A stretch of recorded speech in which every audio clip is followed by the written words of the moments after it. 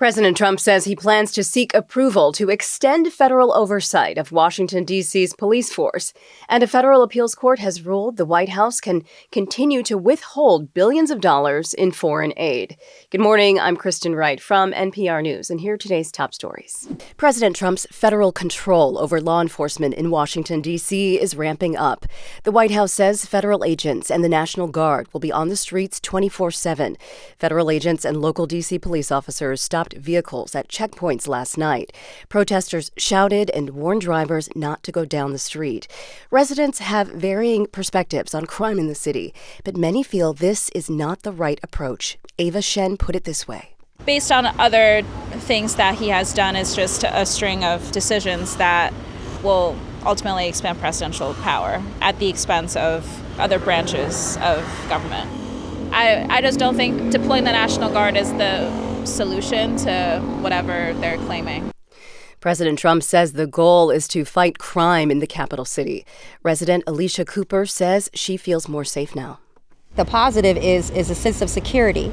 Residents, at the end of the day, they can feel secure that they know that there is a higher level of chain command that is monitoring, what's going on. D.C. city leaders point out that local and federal data show violent crime in the district has fallen to a 30-year low.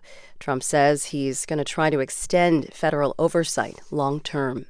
President Trump says he will host this year's Kennedy Center Honors Awards show in December. He named himself chairman of the Board of Trustees in February and replaced its members.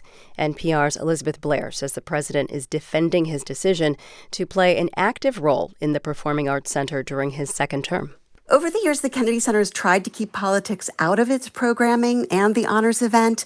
That's one of the reasons there was traditionally a bipartisan board. Trump did not attend the honors during his first presidential term. At the press conference, this is what he said about getting so involved this year.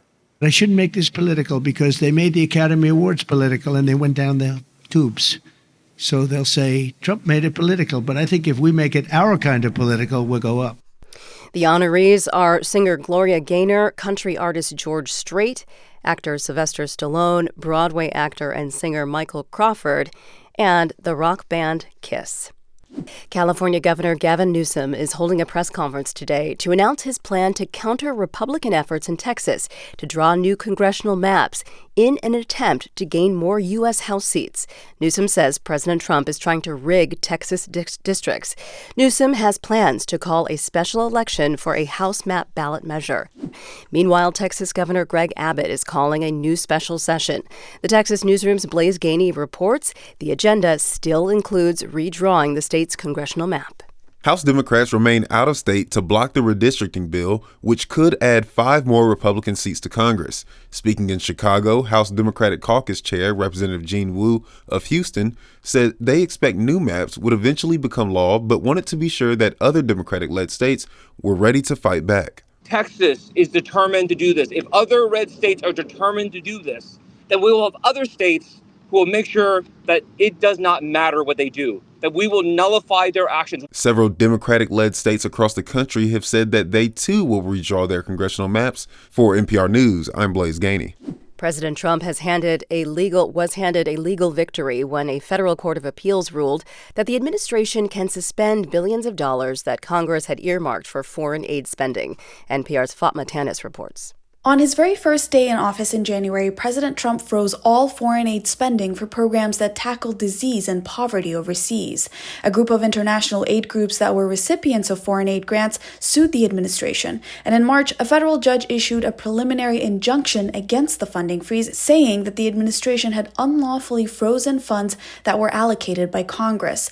But now that ruling's been overturned. In a 2-1 vote, a panel of judges from the U.S. Court of Appeals for the District of Columbia Circuit said the plaintiffs did not have the legal standing to bring a lawsuit. Fatma Tanis, NPR News.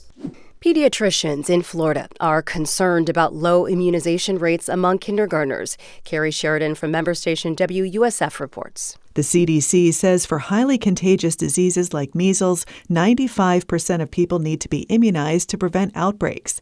Across Florida, only 7 out of 67 counties meet that threshold.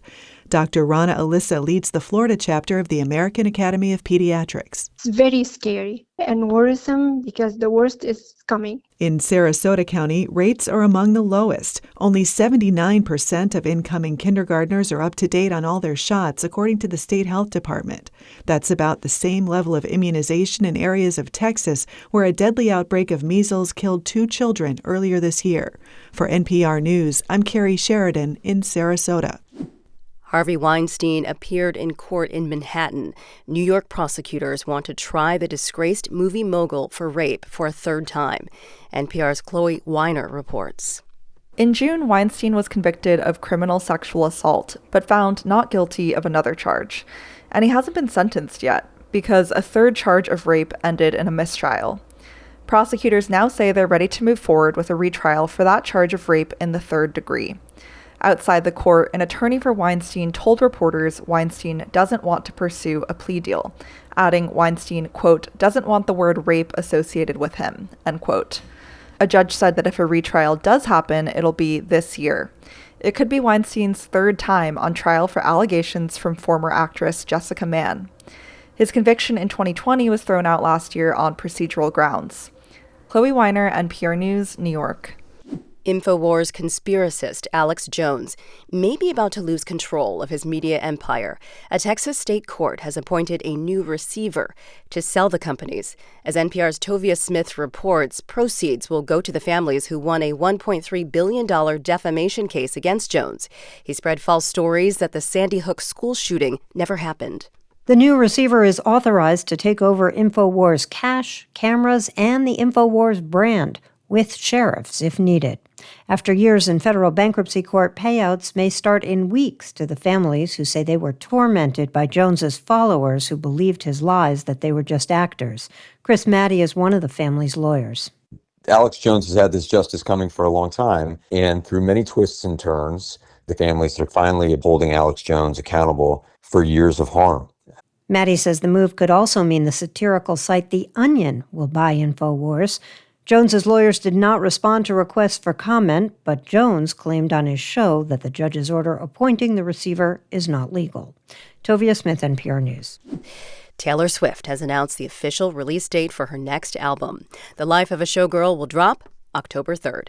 She shared the track list too. It's 12 new songs, with the last track featuring Sabrina Carpenter. Swift also revealed the album cover. She's bedazzled in jewels and partially submerged in water. Swift talked about her upcoming album on her boyfriend Travis Kelce and his brother Jason's podcast, New Heights. She said this is the record she's been wanting to make for a very long time. The Life of a Showgirl will be Swift's first album since she gained control over all of her music rights. I'm Kristen Wright, and this is NPR News from Washington.